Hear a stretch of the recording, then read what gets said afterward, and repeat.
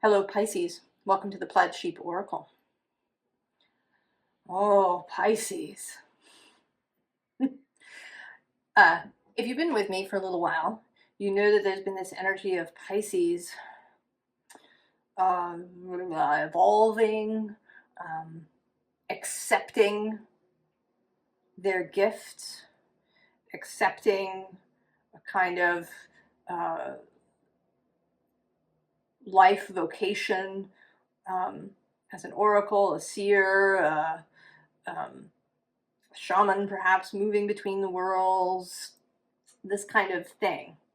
And now that the North Node has entered into Pisces, I think all of this is going to ramp up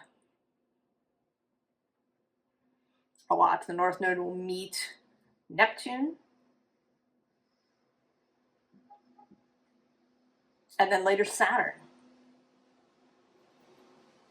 which I think will be really interesting. But anyway, the card that came out for you is this Harmonics card. It says vibrational medicine, shared resonance, natural tones. But what really stands out for me is this, right? This kind of rising up out of the water, that she's been submerged and now she's coming up. Visible underlying, the elementals. Dreamland lore, otherworld, earth spirits. And there's this connection of the dreamland and the earth. Below that is the inner eye. Cranial activation, illumination, psychic bridge. So this bridge energy. And then at the bottom of the deck, the hidden portal. Alternate routes, look closer, creative solutions. But, the portal.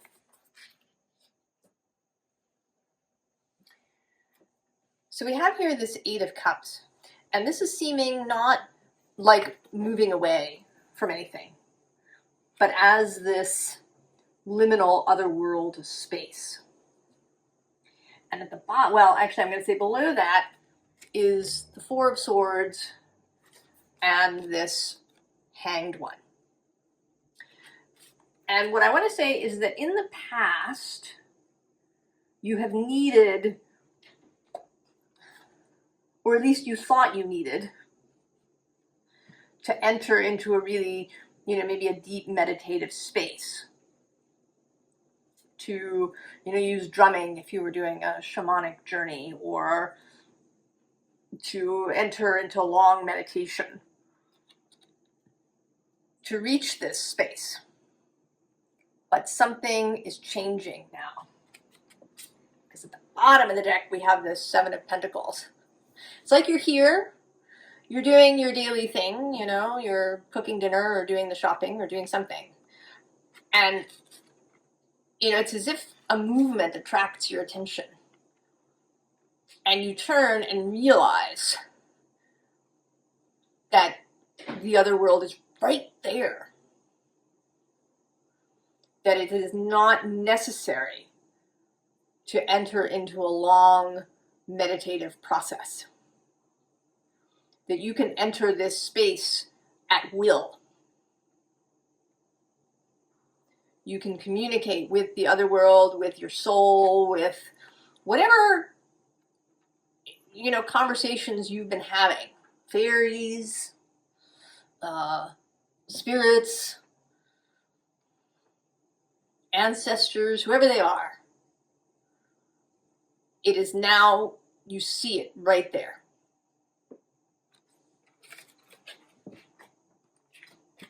Right? And then the Two of Cups.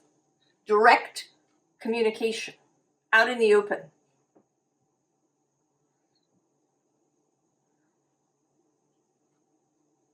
It is just, the other world isn't somewhere else. It is here. We are in it. It's a perceptual thing. I believe that our minds are absolutely capable of this. but we're trained not to.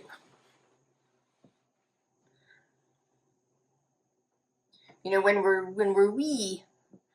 tiny, this happens just automatically when we're babies, when we're toddlers. But soon enough, almost immediately, we get trained to only see this physical world that we're in. At least in this modern society. You know, there's a story that I think Pam Grout tells. I don't know if they're friends of hers, I don't know what the connection is, but they're a couple, and they have a little boy who's about 4, and they've just had a new baby girl. And he asked to be left alone with the baby. And they're reluctant at first, a little cautious, what does he want to do? But they give in, and you know, they just close the door just enough so that he doesn't feel their presence, but they can listen, you know, to what's happening. And he leans over the crib and he says to his sister, "Tell me about God. I'm starting to forget."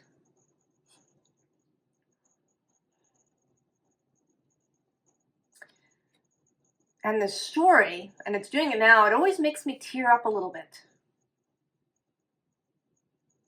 Right? You know, those tears of truth,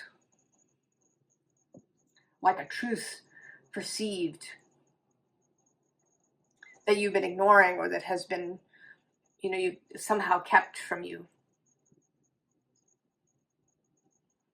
But now it's coming through, Pisces. You know, and this world card, she's pregnant here. You don't often see that in a world card. That's usually the Empress. But, you know, this pregnant angel, right? The pregnant moment. Something about to happen.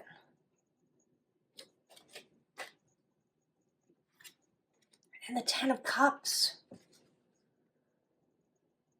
And this 10 of Cups that also has this bridge aspect, right? The rainbow coming down into one and then her, right, coming out the other. Like the Bifrost, the bridge to Asgard. You know, and she has these eggs that are about to hatch. And then the Queen of Wands. Knowing.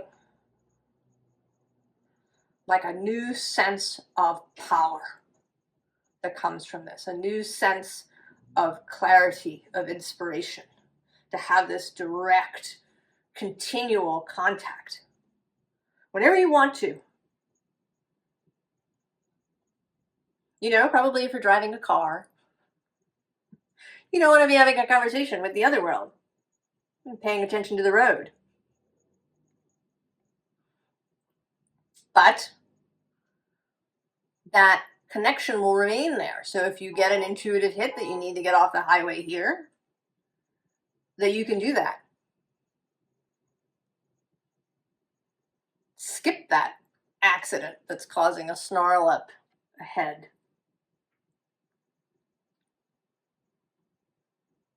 But then when you want to, you can speak to your guides, to your fellowship, to your soul, to source, to the fairies, to the spirits, to your beloved dead,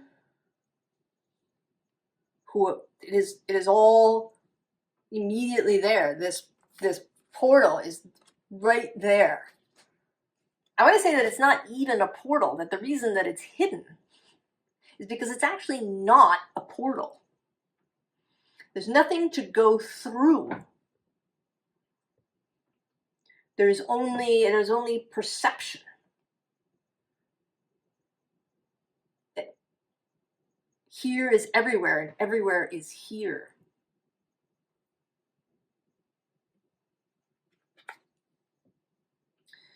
So we have this fire fairy who, you know, she always seems very odd to me because she doesn't seem very fiery. You know, her arms are in this self-protective space.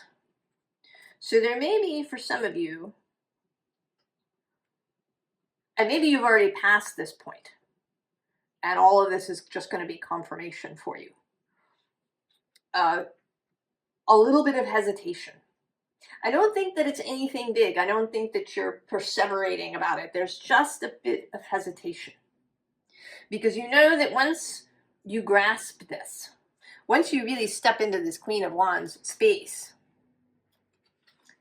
right, that everything's going to change. Death. And that some things may end.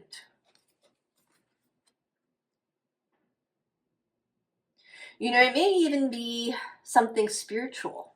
I mean, in the sense of, you know, maybe there's a community that you're part of and you know, all get together and, you know, do shamanic work together, or you know, you do something together.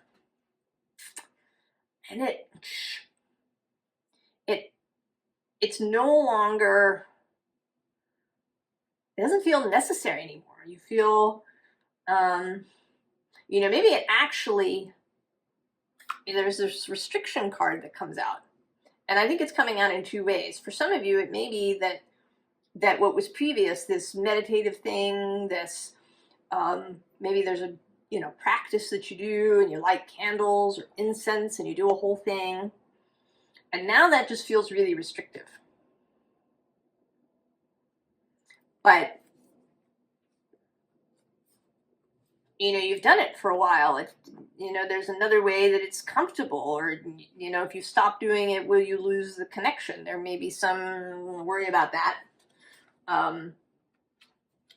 The serpent comes out below, you know, which, it says knowledge and healing, but it can also have that ambivalent quality. Is it, you know, is this really the right way to go? You know, and then there's the novice, that new energy of being, you know, new at something. There may be some, you know, fits and starts as you, you know, or stop and start, or start and stop, as you really learn to move in this space where there's no longer a barrier between you and the other world. In fact, that you don't even, right? It's not the other world. It is just the world. It is all here now. It is just the world. Right below that is perception. And then I'm going to go one more with the swan that says transformation, trusting the psychic gifts. And the bottom of the deck is the raven. Magic, coincidence, synchronistic events. There may be an increase in those. And then the wind fairy. Thoughts, words, intellectual analysis. And it, you know, she's sort of not about that. She's freeing yourself from the idea that the intellect or the mind is the enemy in some way. I think that the mind gets a bad rap in our spiritual circles, because it can be a bit of a block, you know, if we get up into our heads and we're thinking a lot. But, you know, emotions can do that too. Emotions can be a block if they kind of take us over. So everything has the possibility of being a block, and this is not about that. This is not about vilifying the mind if maybe you had that issue before. This is about perception, knowing that it's partly through the mind that this connection occurs, that both the mind and the heart are directly connected to this otherworld space, to this other perception.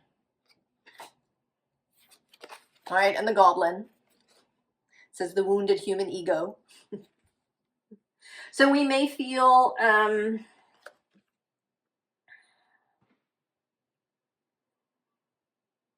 I don't know, like we don't want to change, or we like what we're doing, or you know, maybe this makes it feel too mundane, that you really sort of enjoyed the kind of pomp and circumstance of the ritual, of, you know, putting on the special clothes and lighting the candles and having the incense and ringing the bells and doing all of these things, and that was really wonderful, you know, that kind of drama, the theater of it.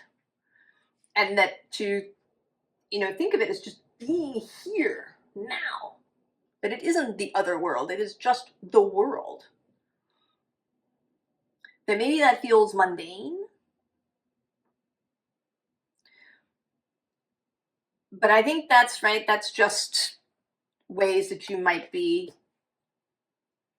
you know, just giving yourself some resistance to it. And so we have the eagle. Spirit, integrity, connection to the angelic realm. Pisces, it's just here. And every human being has this connection, but for some of us, it is easier. It's stronger. You know, as some people have a facility with music or math, or, you know, are athletic, or,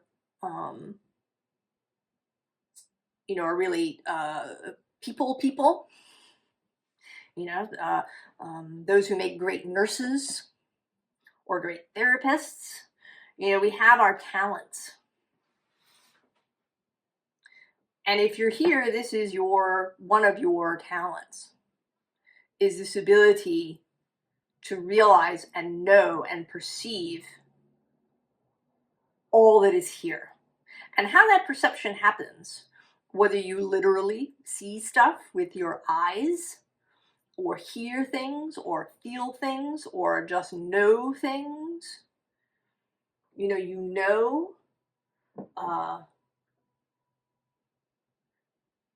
can see an event happen and see at the same time the physical cause, the explanation, and then the metaphysical reason for it. You know, you step in a hole and twist your ankle, and you can know immediately what that's about. You know, right? The cause is that maybe you were looking at your phone, or you were staring up at something in the sky and you stepped in the hole. And so that's an explanation. But what is the reason? And you know what that is immediately and without a doubt. Right? That ability to perceive the metaphysical, the underpinning, the whole thing at once. Nine of materials, it's exciting. It's exciting. Page of materials below that, right? To see it all, right? The spiritual and the physical together. But it is a page, so there is a newness. And in the bottom, this page of voices with the new glasses. Seeing clearly. You know, if your sight is good and you don't wear glasses, you've probably used a magnifying glass to see tiny things and how they suddenly become clear.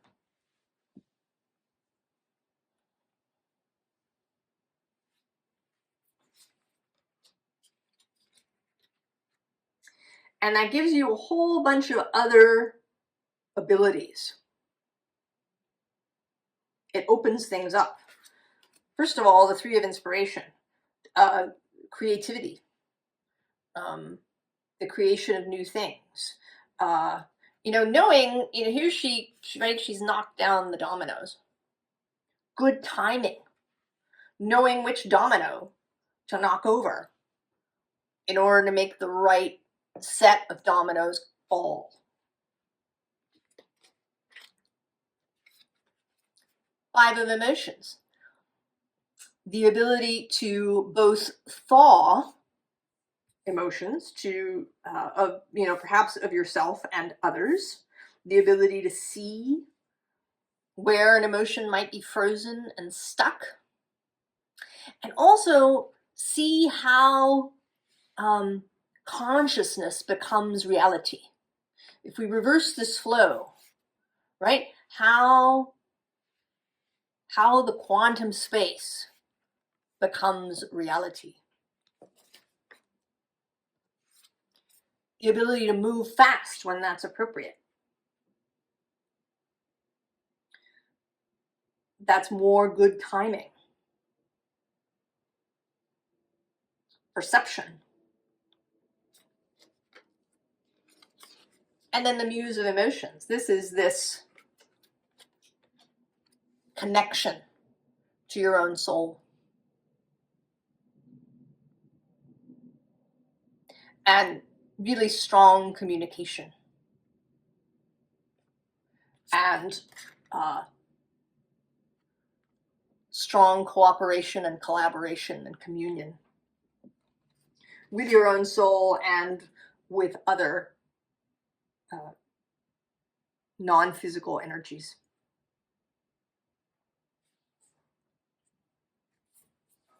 So here we are, High Priestess. And at the bottom of the deck, the Knight of Cups. And this feels like a kind of double seer energy because he's gazing into this cup. There's a kind of scrying thing here. And I want to say that this is more a connection to source, this High Priestess kind of receptive energy, you know, receiving the energy. And then this is more of a looking. And maybe looking into your own heart, scrying your own heart. And it could be literal in you know, scrying in water or with an obsidian mirror if you do that. Or with, you know, Sand Tarot, if you watch her, she talks about how her reading of the cards is kind of like scrying because she, you know, really is led by the images. And that, you know, the images on the cards will move. She'll see a whole story playing out. And that you could, you know, ask your heart things in this way. Scrying your own heart. But here there's a more, you know, asking, going and seeking something specific.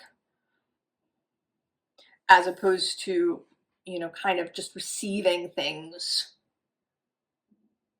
throughout the day that, you know, maybe you didn't even ask about. You just, you know, got some information. Below her is this Two of Wands dominion. And that's this Queen of Wands energy. Right? The Queen of Wands orb. Below that actually is the Four of Swords repeating as here with recovery. You know, the recovery of something that existed when you were born. The recovery of a skill and ability.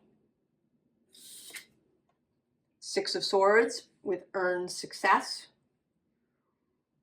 And with the new mental space.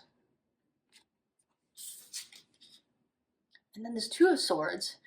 I mean, yes, peace, but also the ability to decide.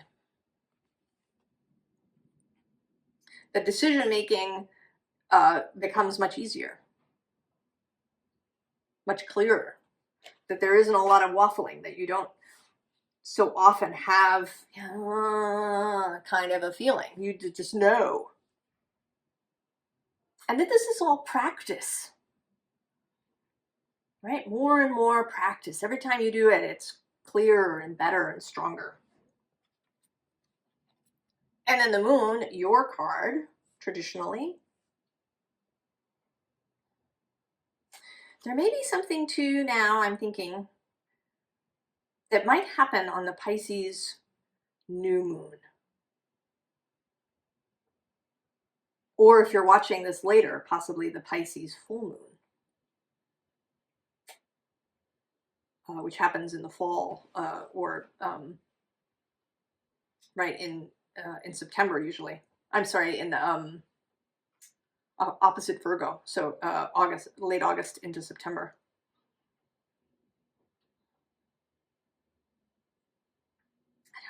Yeah, there's something, there is some mystery still that may become clear at the next Pisces moon, whether that's the new moon, if you're watching this when I record it. I don't know exactly when the Pisces new moon is, early March, or the very end of February, or the Pisces full moon in the fall. Because then we get the Ace of Wands. So this is all, there's both the fact of it, this skill really coming online, but also there is something specific that I think is different for everybody. Right, this wand. I almost want to say that you're going to trade your wand in for a new wand. I don't really know what that means, but maybe you will know. I don't know, maybe I'll ask, just because I can. Tell us more about the Ace of Wands.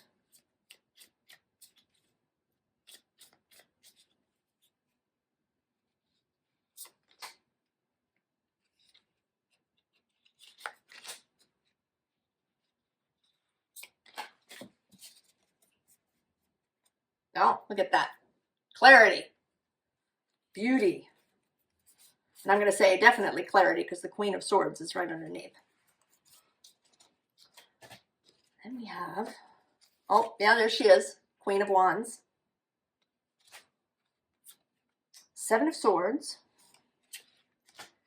And then the Nine of Pentacles. So there is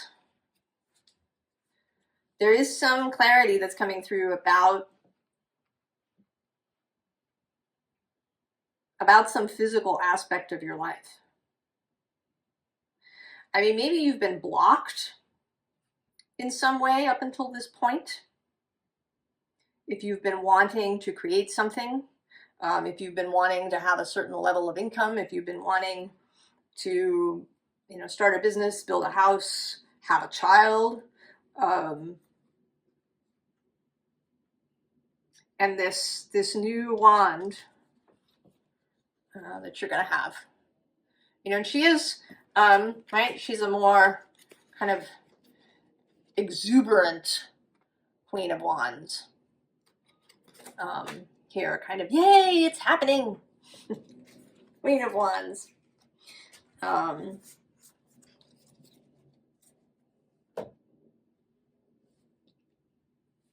Advice.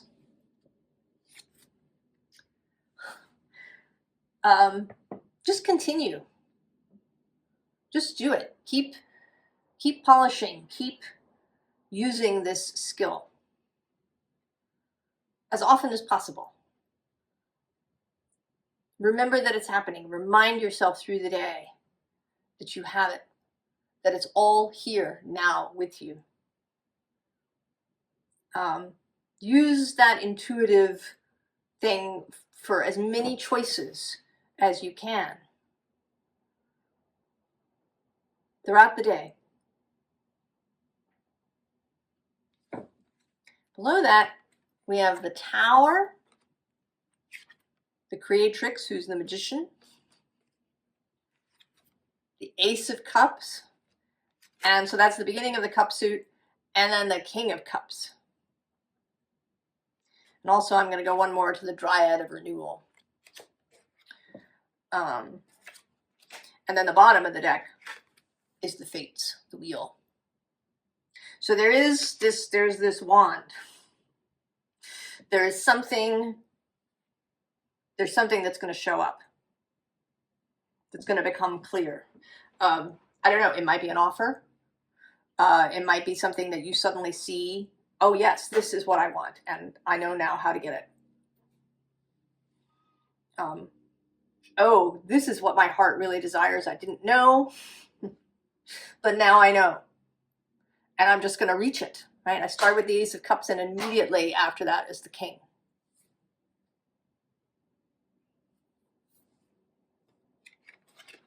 So 10 of Wands, right? The ending. And the ending. And then interestingly, both the Knight of Pentacles and the King of Pentacles. So this energy of persistence, of practice, of devotion. Become devoted to this. Become devoted to this ability, to your practice of it, to your knowing of it. And then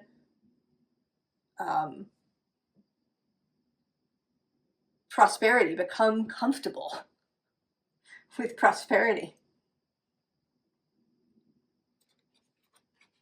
Become comfortable. 9 of Pentacles.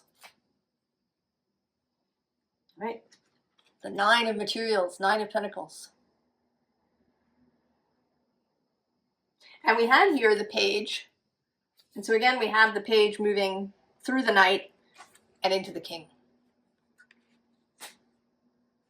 So right, there might be a little practice with getting prosperous. And then there's the migration.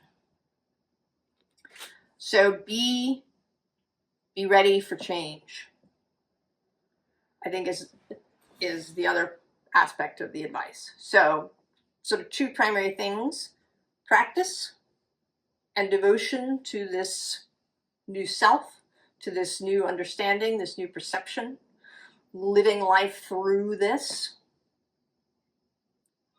And we have a whole year and a half as the North Node moves through Pisces and the South Node through Virgo.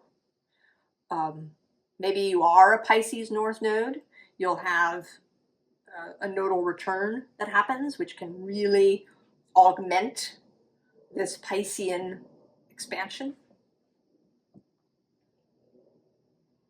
Or maybe you have a Virgo North Node, and this really cements your ability to really use your intuition and then create in the physical world.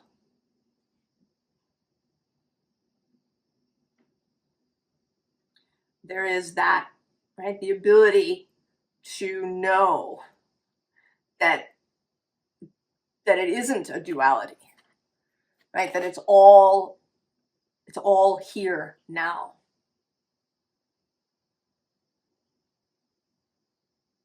Everywhere is here, and here is everywhere.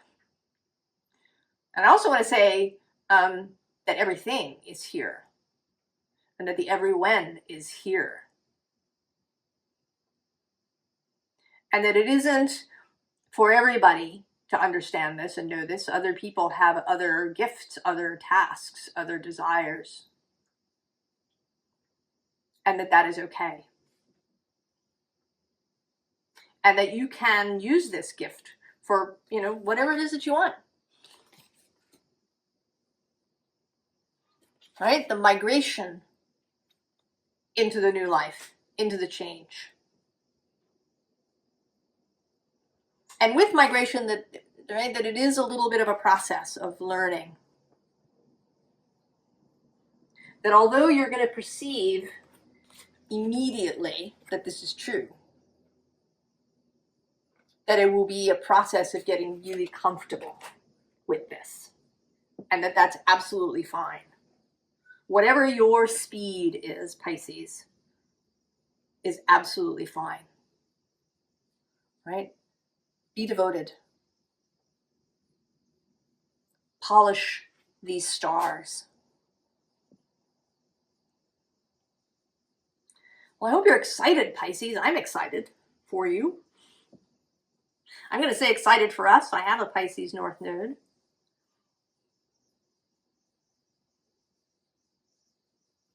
I wish you the very, very best, Pisces.